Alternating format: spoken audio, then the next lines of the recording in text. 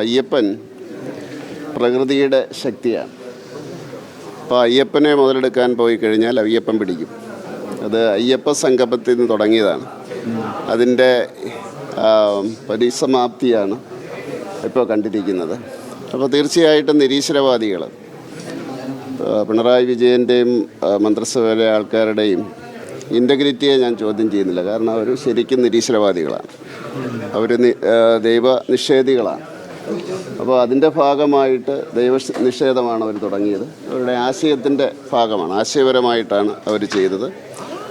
അതിന് ദൈവത്തിൻ്റെ തിരിച്ചടിയാണ്, അയ്യപ്പൻ്റെ തിരിച്ചടിയാണ് കാണുന്നത്. അത് പാരഡിയിലെത്തിയിരിക്കുന്നു. അടുത്ത സ്റ്റെപ്പ് നമുക്ക് നോക്കാം. അതുപോലെ തന്നെ ഈ തൊഴിലുറപ്പ് പദ്ധതി, പുതിയ തൊഴിലുറപ്പ് വളരെ രൂക്ഷമായ വിമർശനമാണ് കേരളത്തിലുള്ള എംപിമാർ. ഇന്ന് പാസ്സായി കഴിഞ്ഞ് പറയാം.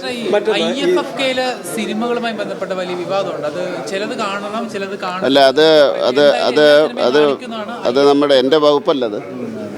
2-3 വകുപ്പ് കൂടിയതാണ്. അപ്പോൾ അതിനെപ്പറ്റി ഞാൻ അഭിപ്രായം പറയുന്നത് ശരിയായിരിക്കും. തിരുവനന്തപുരം തപാൽ ഓഫീസിൽ ഈ ഗതാഗതം ക്രിസ്മസ് ആഘോഷത്തിൽ ഗതാഗതം പറഞ്ഞുകൊണ്ട് BMS ആവശ്യമായി മുന്നോട്ട് വരികയും അത് ശരിയാണോ? എനിക്കറിയില്ല, ഞാൻ കേട്ടില്ല, ഇപ്പോഴാണ് കേൾക്കുന്നത്. അന്വേഷിക്കട്ടെ. തദ്ദേശ തെരഞ്ഞെടുപ്പിൽ കഴിഞ്ഞ ലോക്സഭാ തെരഞ്ഞെടുപ്പിൽ ക്രൈസ്തവ വിഭാഗത്തിന്റെ നല്ല വോട്ടുകൾ നമുക്ക് BJPക്ക് ലഭിച്ചിരുന്നു. ഇത്തവണ അത് നഷ്ടപ്പെട്ടു എന്ന് കോൺഗ്രസ് CPM പറയുകയാണ്. BJPക്ക് അങ്ങനെ അല്ല, ഒരിക്കലും BJPക്ക് ക്രൈസ്തവ വോട്ടുകൾ കിട്ടിയിട്ടില്ല എന്നാണ് അവർ പറഞ്ഞത്. പിന്നെ എങ്ങനെ നഷ്ടപ്പെടുന്നത്? അവരുടെ നേരത്തെ സ്റ്റേറ്റ്മെന്റ് എടുത്ത് നോക്കൂ. BJPക്ക് ഒരു ക്രൈസ്തവ വോട്ടും കിട്ടിയിട്ടില്ല എന്നാണ് കോൺഗ്രസ്സുകാരും കമ്മ്യൂണിസ്റ്റുകാരും പറഞ്ഞത്.